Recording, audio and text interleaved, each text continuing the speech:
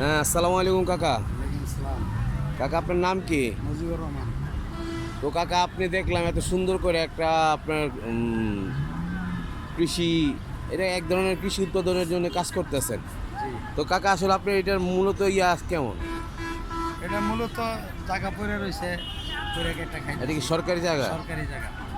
কিন্তু আপনি যেভাবে সাজায় গুছায় রাখছেন এতে তো পরিবেশের জন্য অনেক ভালো হইতেছে, কারণ আশেপাশে এখানে প্রচণ্ড ধুলাবালি উঠতো। এখন আপনি যেহেতু গাছগাছালি লাগাইছেন, তো আপনি কতদিন যাবত কাকা এই গাছগাছালি লাগাইছেন? বছরের ধরে লাগাইতেছে। কী কে ধরনের গাছ আছে আপনার এখানে? এখানে আছে বেগুন গাছ আছে, সিম গাছ আছে, তারপরে আছে এখন আপনি যেখানে দাঁড়ায় আছেন এটা আসলে কি গাছের সাথে দাঁড়ায় আছে? করলা গাছ আছে, বাদাম গাছ আছে। আচ্ছা, এটা হচ্ছে করলা না? করলা। করলা। আর এই গাছটা কাকা হাত দেখান, এই এটা গাছটা কি? বাদাম গাছ। এটা বাদাম গাছ। বাদাম, বাদাম গাছ। বেগুন গাছ। আচ্ছা, ওইটা কি গাছ কাকা? এটা হলো ধুন্দুল গাছ। ধুন্দুল গাছ। হ্যাঁ। তো কাকা একটু আমার সাথে আসেন, আপনি আপনার অন্য অন্য গাছগুলি একটু দেখান আমারে। এই যে সিম গাছ আছে, সিম গাছ। আমি কাকার সাথে সাথে হাঁটতেছি, কাকার গাছগুলি সব আমাকে দেখাইতেছে। এটা হচ্ছে সিম গাছ, এটা হলো লাউ গাছ, এটা লাউ গাছ। করলা গাছ। লাউ গাছ, করলা গাছ। এই দেখেন করলা গাছের মধ্যে অলরেডি এটা হচ্ছে দেশি করলা। হ্যাঁ, একবারে দেশি করলা। দেশি করলা। দেশি করলা। এই সিম গাছ। এটা হচ্ছে সিম গাছ। সিম অলরেডি কাকে এই পর্যন্ত কি উঠায় খাইছেন? না, এখনো আসে নাই, আসবে। এই পর্যন্ত আসে নাই না? তো কাকা এটার পিছনে আপনার শ্রম দিতে হয় কেমন? শ্রম প্রচুর দিতে হয়, শ্রম দিতে হয়।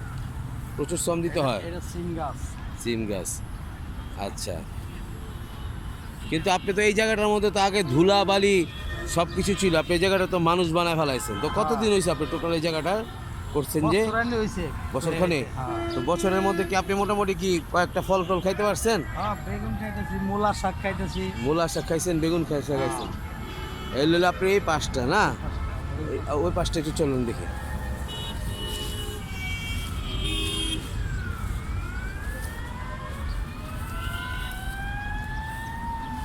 উনি একজন চা বিক্রেতা, ওনার একটা চায়ের টঙের দোকান আছে যেখানে সবাই চাটা খায়।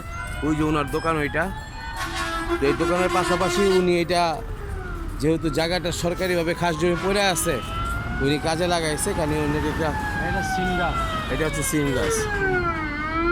সিমের ফলন এখন আসে নাই না কাকা? এখনো আসে নাই। এদিকে সিম, এটা মোটামুটি সিম সব। এদিকে লাউ গাছ। লাউ কি আসছে? না, লাউ এনে আইতেছে লাউ। লাউ আসতেছে, ওই যে লাউ দিয়ে আসছে, এই যে লাউ। ফুল আসছে। দাঁড়ান, লাউর ফুলটা দেখি। এই যে লাউয়ের ফুল আসছে, এই যে ফুল, এই যে ফুল। লাউ অলমোস্ট 3-4টা ফুল আইসা পড়ছে। নিচে বাদাম গাছ। এটা হচ্ছে বাদাম গাছ, এই যে আমরা যে বাদামটা খাই, খাওয়ার বাদাম, এই বাদাম গাছ। বেগুন গাছ আছে। বাদাম, বাদাম।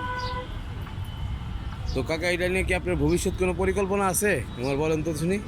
ভবিষ্যৎ পরিকল্পনা যদি সরকার দেয় অবশ্যই আছে।